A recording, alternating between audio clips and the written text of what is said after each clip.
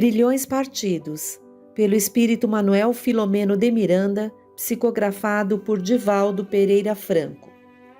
Abre aspas. O espírito mau espera que o outro, a quem ele quer mal, esteja preso ao seu corpo, e assim menos livre para mais facilmente o atormentar, ferir nos seus interesses ou nas suas mais caras afeições. Nesse fato, reside a causa da maioria dos casos de obsessão, sobretudo dos que apresentam certa gravidade, quais os de subjugação e possessão. O obsediado e o possesso são, pois, quase sempre vítimas de uma vingança, cujo motivo se encontra em existência anterior, e a qual o que a sofre deu lugar pelo seu proceder. Deus o permite para os punir do mal que a seu turno praticaram, ou, se tal não ocorreu, por haverem faltado com a indulgência e a caridade, não perdoando. Fecha aspas. Evangelho segundo o Espiritismo, capítulo 10, item 6. 21. Crimes ocultos.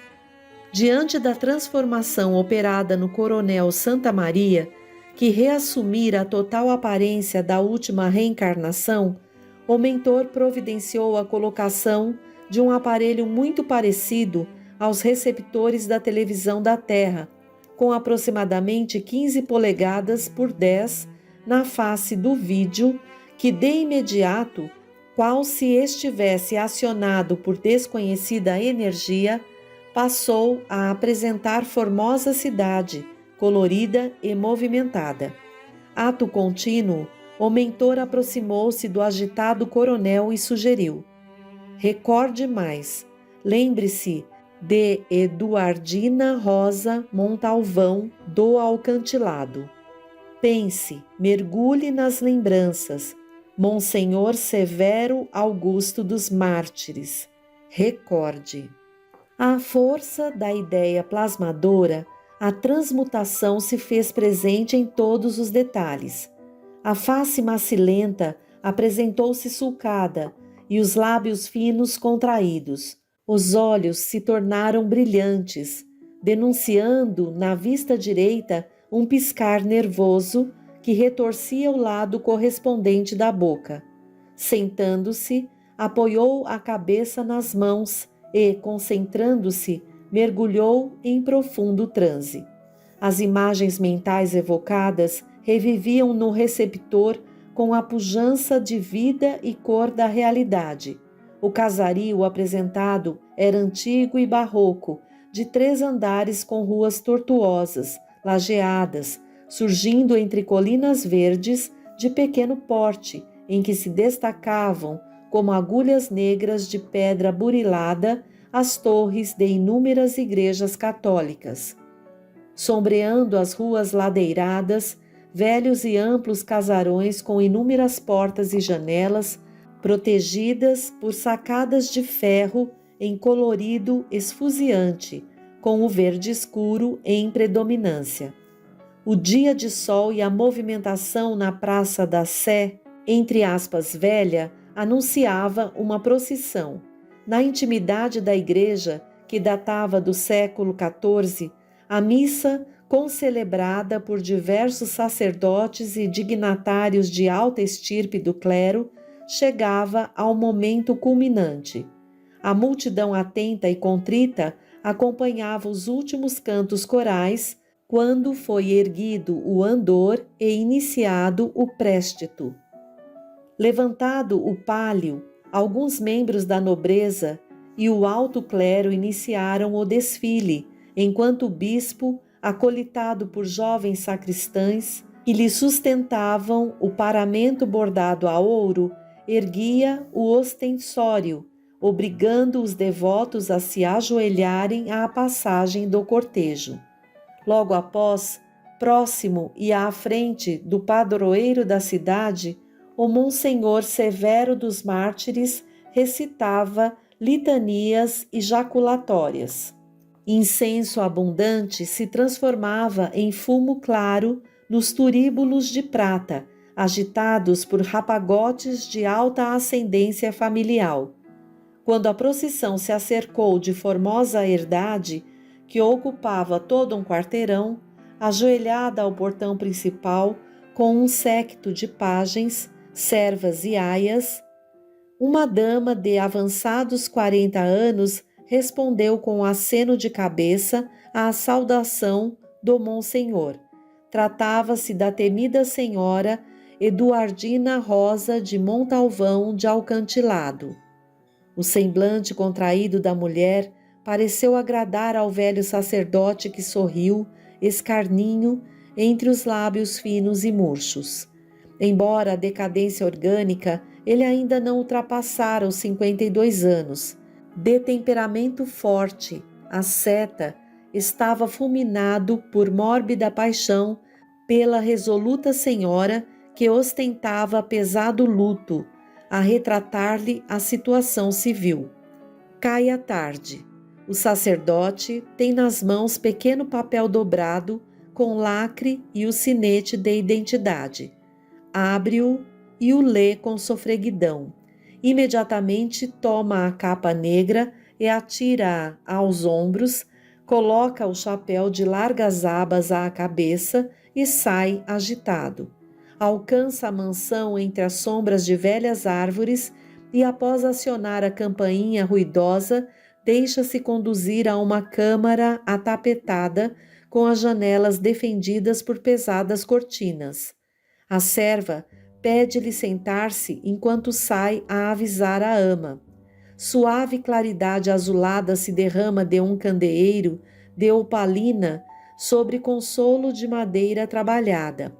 O mais são as sombras da noite em vitória no céu, piscando estrelas e o silêncio em volta. Quando a porta, que se comunica à intimidade da casa, se abre, ele se ergue e oscula a destra que a viúva lhe distende.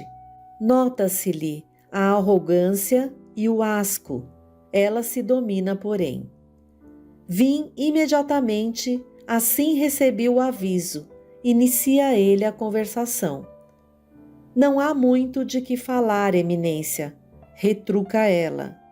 Estou disposta a volver ao passado, tudo recomeçar e até mesmo a pedir-lhe perdão. Vejo que me enganei miseravelmente. Não aguento derrotas. Estou morta moralmente e, quiçá, fisicamente, porquanto não suportarei o ultraje, a não ser... Que deseja que eu faça? Se me ama, conforme apregoa, que me lave a honra ultrajada. Como assim? Vingando-me a ofensa que me espezinha.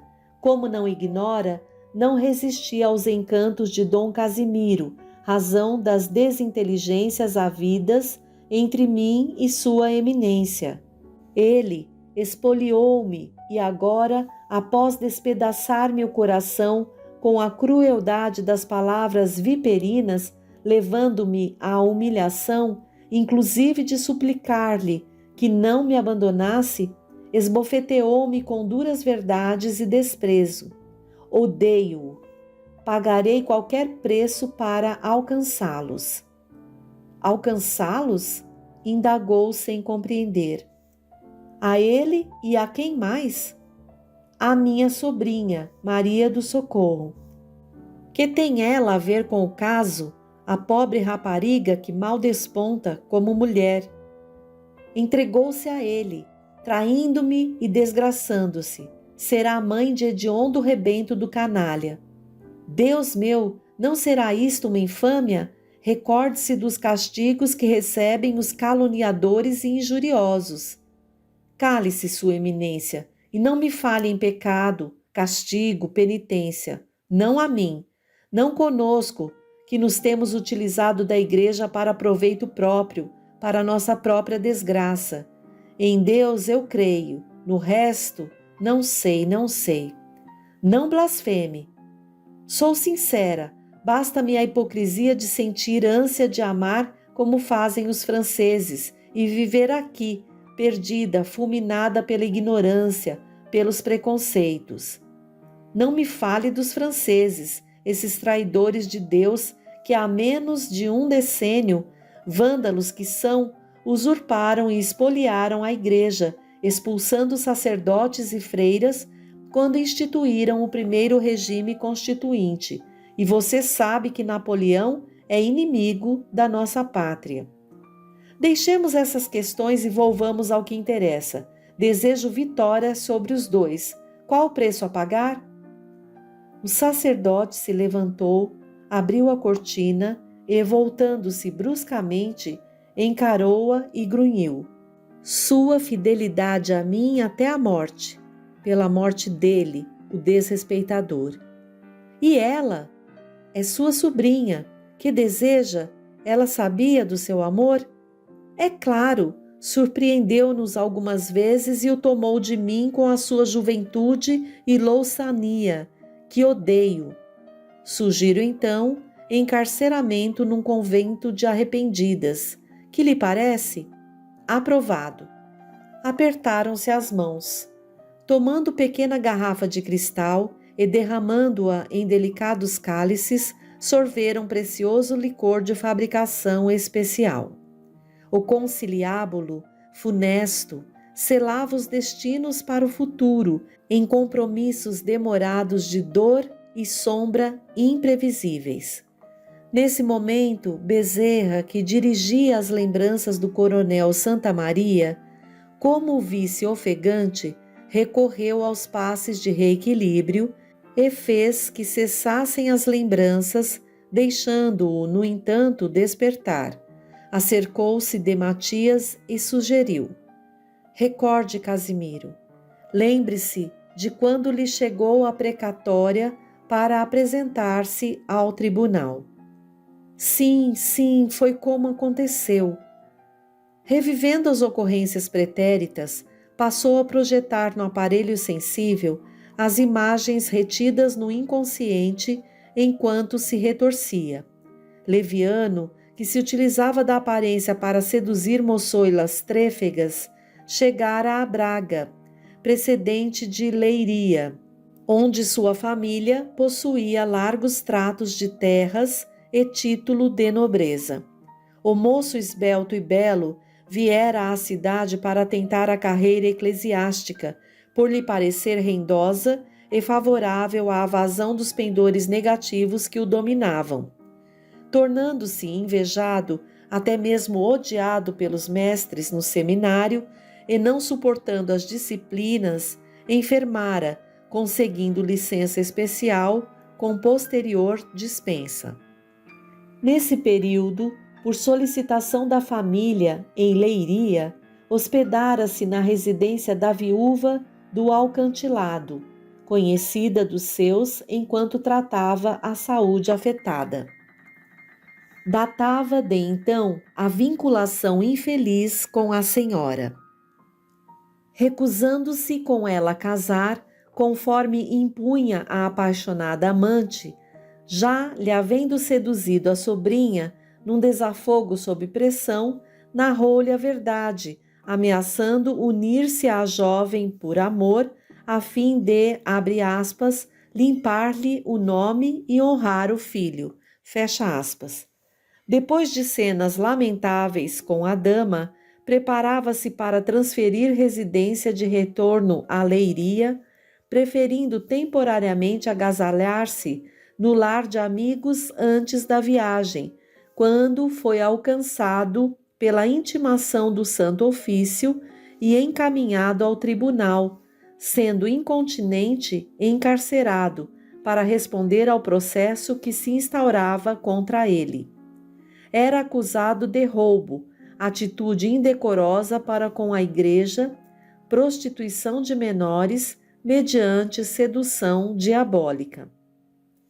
Por trás da acusação estava a interferência pertinaz, odienta de Monsenhor dos Mártires, detentor de grande prestígio na comunidade civil e na organização religiosa da cidade quanto do país.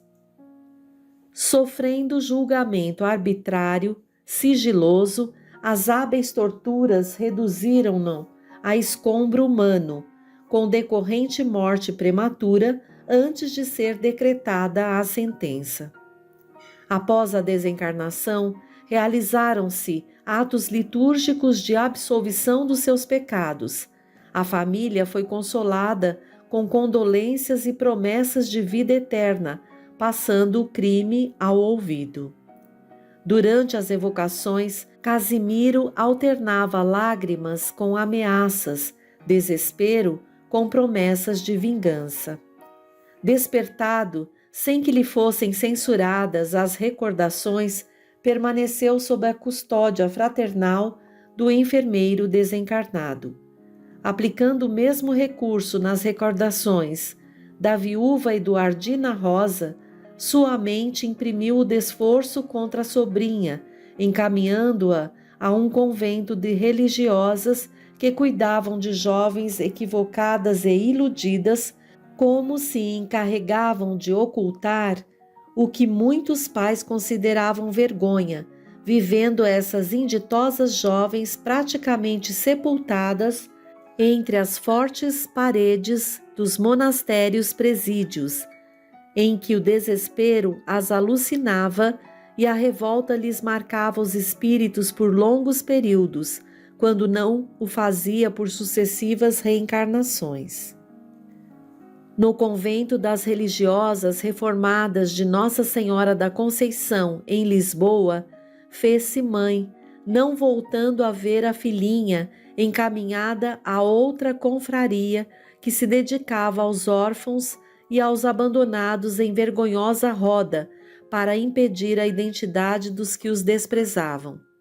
Estavam agora reencarnadas a filha órfã como a genitora de Matias e Maria do Socorro como sua atual irmã Josefa. Na mente de Eduardina Rosa, novas imagens se formavam, apresentando nobre dama que a acarinhava do mundo espiritual.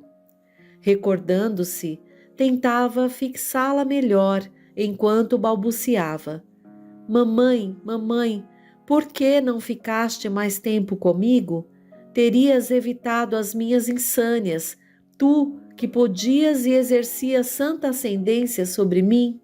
Lágrimas abundantes eram vertidas pela viúva desequilibrada a escorrerem pela face escaldante de Esther. Os cenários esmaeceram e os socorros aplicados trouxeram-na à atualidade. Sob a inspiradora orientação do diretor espiritual, aplicaram-se passes com o objetivo de libertar as mentes dos envolvidos nos acontecimentos. Em breves minutos, o coronel Santa Maria, Esther e Matias retomavam as aparências da jornada atual. Dona Margarida, que permanecera serena enquanto se operavam os fenômenos de regressão da memória, plasmando na tela do visor as imagens vivas do passado, comoveu-se quando acompanhou o destino de Maria do Socorro ao convento e o consequente abandono da criança. Entre mentes, ao ouvir o apelo surdo e dorido de Eduardina, toda ela vibrou de superior emotividade, experimentando no íntimo uma força que a compelia a socorrer a sofrida possuidora de terras. Desejou falar-lhe com enternecimento, socorrê-la com carinho e alentá-la. Não se sentiu, porém, encorajada a fazê-lo. A hora de alta gravidade infundia equilíbrio e exigia cooperação. Percebia o valor da vigilância e se reservara paciência e fé. Identificava-se, no entanto, com aquele ser maternal, recordado, descobrindo-se viva na lembrança de Eduardina, novamente sua genitora na condição de Esther, de modo a com ela sorver a taça da amargura salvadora. Esforçar-se-ia para contribuir com eficiência no atendimento à atual família de Matias, recebendo aquelas que a impulsividade e insânia da filha expulsara do lar, arrojando-as ao desabrigo e à cela presidiária, no disfarce da religião, na condição de irmã bem-vinda e sobrinha do coração. Assim, Esther conviveria com a rival em clima de fraternidade e se recuperaria ao lado da anciã, tributando-lhe a ajuda que negara no passado, quando despontara pela porta da infância. Arregimentava raciocínios e edificava o futuro sobre os alicerces do amor, sem dar-se conta que o sensível aparelho registrava as reflexões, acompanhadas por todos, inclusive Matias, que, surpreendido pela nobreza da estoica senhora, se comoveu, sem dominar a emotividade que lhe aflorava superior por primeira vez nos últimos anos de angustiante desassossego. O mentor, que auscultava e seguia os elevados pensamentos da mãezinha de Esther, concitou-a à fixação desse programa santificante, conclamando-a ao ministério do amor indiscriminado, por ser este o local impessoal para o reequilíbrio e a paz. Confirmou-lhe a identificação com a senhora na existência passada e considerou a justeza das leis que reúnem os implicados nas tramas dos destinos para que refaçam a vida, dispondo de todos os recursos, inclusive das vinculações familiares, de modo que as dependências emocional, afetiva, física, econômica criem os vínculos para o reajustamento e o perdão na pauta da ascensão vitoriosa para Deus. Numa análise mais profunda, asseverou o mentor, constataríamos que o mesmo grupo procede de outros tipos de experiências que engendraram os reencontros nos quais fracassaram há pouco, infelizmente. Abre aspas.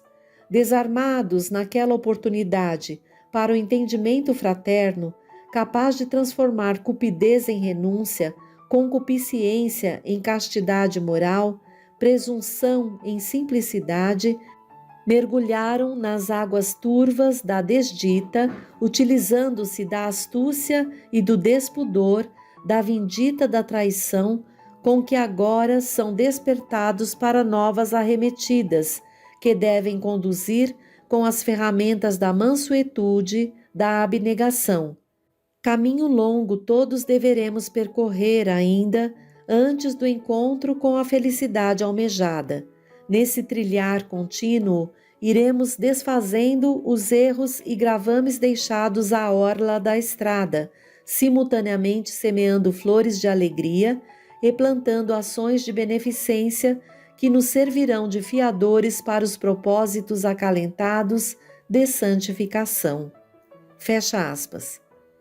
Fez uma oportuna pausa que a todos ensejava maior apercebimento do conteúdo das lições há pouco aprendidas e das palavras que fixávamos para posterior reflexão. Quem se pode considerar vitorioso antes de lograr o último passo numa jornada? O porvir pode trazer surpresas não supostas, fracassos não previstos. Para os que estão reencarnados, cada minuto é desafio no corpo. A advertência da, entre aspas, vigilância implica em necessidade de cuidados contínuos, um pensamento consolador, uma ideia deprimente, uma lembrança feliz, um apego que ressuma no instante da desencarnação, marcam a aflição ou a serenidade no ato da passagem de um para o outro estado da vida, influindo consideravelmente no comportamento do recém-chegado ao mundo espiritual. Desespero ou harmonia se encontra ao alcance de quem a um ou outro melhor se afeiçoe, ou com o qual prefira afinizar-se. Os demais circunstantes, com os espíritos visitados pela paz dos esclarecimentos, denotavam confiança no futuro e expressavam alegria sem ruído. Retomando a palavra, o diretor prosseguiu: alguns dos irmãos aqui presentes, amanhã, despertarão recordando uma viagem a estranho país, lutando com fantasmas odientos e cruéis. Outros terão as reminiscências de salutar encontro espiritual, onde se cuidaram de pessoas enfermas, em adiantado estado de alucinação. Uns lembrarão de socorros ministrados a Esther e Matias, com um pano de fundo confuso, em paisagem de imagens fugidias, imprecisas. Alguém crerá em pesadelo, outrem suporá uma visão do paraíso. Abre aspas. Todavia, estamos num mundo que interpenetra o sensorial, baliza de uma esfera com a outra, suave linha divisória entre os dois estados, físico e espiritual, na terra mesma, nossa mãe, nossa escola de progresso. Fecha aspas.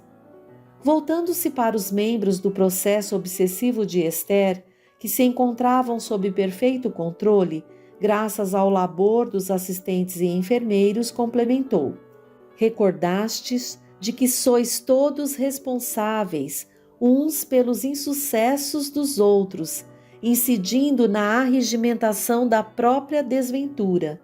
Dispensável que vos soliciteis perdão reciprocamente, inadiável, porém, que vos ajudeis uns aos outros, conforme a sempre atual recomendação evangélica. Abre aspas. A paz de Matias será decorrência da caridosa ajuda fraternal do coronel Santa Maria, muito justo que o destruidor da esperança se converta em edificador da alegria. Ninguém fruirá jamais o júbilo que não soube ou não quis outorgar, ou repartir com o irmão em pranto, nascido do desazo de quem o afligiu. A saúde total de Esther, sua recuperação, dependerão da diretriz que vier imprimir à vida. Os males praticados cobram juros de esforço contínuo para a anulação de danos. A mediunidade, que lhe tem facultado perfeita sintonia com Matias, poderá ela converter em ponte de misericórdia para resgatar os sofredores que se demoram na outra margem, a do desalento. O que dividimos com o próximo não diminui nossos recursos de amor, antes multiplica-os. A árvore que oferece ramagens para a enxertia multiplica-se enquanto se reparte. Toda a doação, pois, de sacrifício por alguém, mediante os tesouros da mediunidade edificante, representa conquista de inapreciável valor para a iluminação das consciências em crescimento. As irmãs Abigail e Josefa, genitora e irmã, respectivamente, do nosso Matias, serão o campo experimental para os propósitos que acalentamos. Esta é a batalha na qual não há vencido. Todos saem triunfantes e lutam com as armas da caridade e do bem. Na terra, os triunfadores normalmente brilham por pouco tempo, para logo depois tombarem sob os que foram vencidos. Com Jesus, porém, os caídos nas refregas levantam-se como vitoriosos que a todos alçam às elevadas plataformas da aventura sem limite. Portanto, consideremos as próprias deficiências e entendamo-nos. Fecha aspas. Eu tinha a impressão de que cada um dos presentes fazia oportuna autoanálise, tal a vibração reinante, reafirmando-se propósitos superiores e prometendo-se esforços hercúleos pela preservação do equilíbrio e vivência da verdade. Alguns encontravam-se comovidos em atitude de profundo respeito. Logo depois, continuou o amoroso amigo. Não encerramos aqui os nossos compromissos espontâneos de solidariedade fraternal. Mudam-se, tão somente, os mecanismos e locais de ação para o futuro. Abre aspas. Prosseguiremos o labor em prol de nós mesmos através dos nossos irmãos mais sofredores, ajudados até aqui. Estais convidados a ajudar. Confiai em Deus, abri-vos ao amor e ide unidos na direção do porto da fraternidade, onde vos aguarda a embarcação da felicidade. Agora oremos. Fecha aspas. O mentor, com voz clara e comovida, agradeceu a Jesus e a Deus as concessões luminescentes da noite, enquanto dúlcidas vibrações de paz e esperança nos penetravam, transformadas em acordes suaves de uma melodia angélica, parecendo provir de muito longe, alcançando-nos a acústica da alma com musicalidade inesquecível.